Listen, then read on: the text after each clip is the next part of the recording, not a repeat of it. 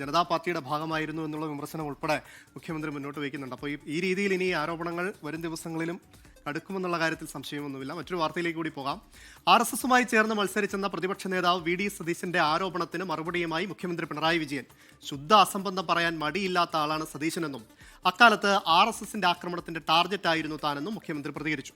ഏത് ചെകുത്താനെയും കൂട്ടുപിടിച്ച് അധികാരത്തിൽ കയറുമെന്ന EMSന്റെ നയമാണ് പിണറായിക്കെന്നും ഡീൽ പുറത്തു വന്നതോടെ LDF പരിങ്ങലില്ലെന്നും മുസ്ലിം ലീഗ് വിമർശിച്ചു. നിയമസഭാ തെരഞ്ഞെടുപ്പിന്റെ പ്രചരണം രണ്ടാം ഘട്ടത്തിലേക്ക് കടക്കുമ്പോഴും CPIM BJP ഡീൽ എന്ന ആരോപണത്തിൽ ചുറ്റിത്തിരിക്കുകയാണ് കേരളത്തിന്റെ പൊതുരാഷ്ട്രീയം. ഡീൽ വിഷയത്തിൽ പ്രതിപക്ഷ നേതാവുമായി നേർക്കുനേർ പോരാടുന്ന മുഖ്യമന്ത്രി ഇന്നും VD സതീശനെ തന്നെയാണ് ലക്ഷ്യമിട്ടത്. അത് ശുദ്ധ അസംബന്ധം പറയാൻ ഒരു മടിയും സതീശനും ഇല്ല എന്നുള്ളത് കാണിക്കുന്നതാണ്. 1977 അവിടുത്തെ സ്ഥിതി എന്തായിരുന്നു എന്ന് അന്വേഷിച്ച് നോക്കണം. ആക്രമണത്തിൻ്റെ ടാർഗറ്റായിട്ട് ഒന്ന് എന്നെ തന്നെയായിരുന്നു വെച്ചിരുന്നത്. അതായിരുന്നു കാര്യം. CPIM BJP ഡീൽ ആരോപണത്തിൽ മുസ്ലിം ലീഗ് നേതൃത്വവും രൂക്ഷമായ പ്രതികരണവുമായി രംഗത്ത് വന്നു. അല്ല, അവർ ഉദ്ദേശിച്ചത് ആളുകളെ പറ്റിക്കാനാണ്. അങ്ങനെ പറ്റാത്ത സ്ഥാനാർത്ഥികളെ ലൈറ്റ് കാൻഡിഡേറ്റ്സിനൊക്കെ ഇട്ട് ആളുകളെ പറ്റിക്കാന്നാണ് വിചാരിച്ചത്. അത് ആളുകൾക്ക് മനസ്സിലായ പിന്നെ ആളുകൾ തിരിഞ്ഞു വോട്ട് ചെയ്യൂലേ. BJPയുമായുള്ള ഡീൽ തെളിയിക്കാൻ KC വേണുഗോപാലിനെ VS സുനിൽകുമാർ വെല്ലുവിളിച്ചു.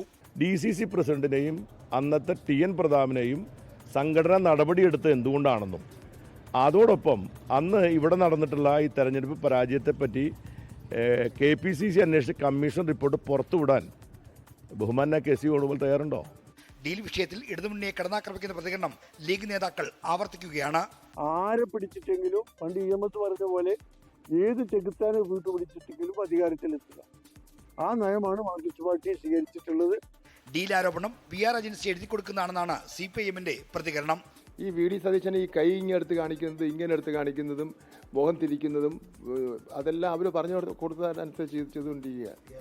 അവരുടെ PR ഏജൻസി പറയുന്നതനുസരിച്ച് കാര്യങ്ങൾ ചെയ്തു കൊടുത്തുകൊണ്ടിരിക്കുകയാണ്. അപ്പോൾ PR ഏജൻസി പറയുന്നതനുസരിച്ചാണ് ഈ കാര്യങ്ങൾ ചെയ്തുകൊണ്ടിരിക്കുന്നത്. ഡീൽ ആരോപണത്തിൽ നിന്ന് കുതിരിമാറാൻ CPIM ശ്രമിക്കുന്നുണ്ടെങ്കിലും ആരോപണം ആവർത്തിച്ച് പ്രതിരോധത്തിലാക്കാനാണ് UDFന്റെ ശ്രമം. 24 തിരുവനന്തപുരം.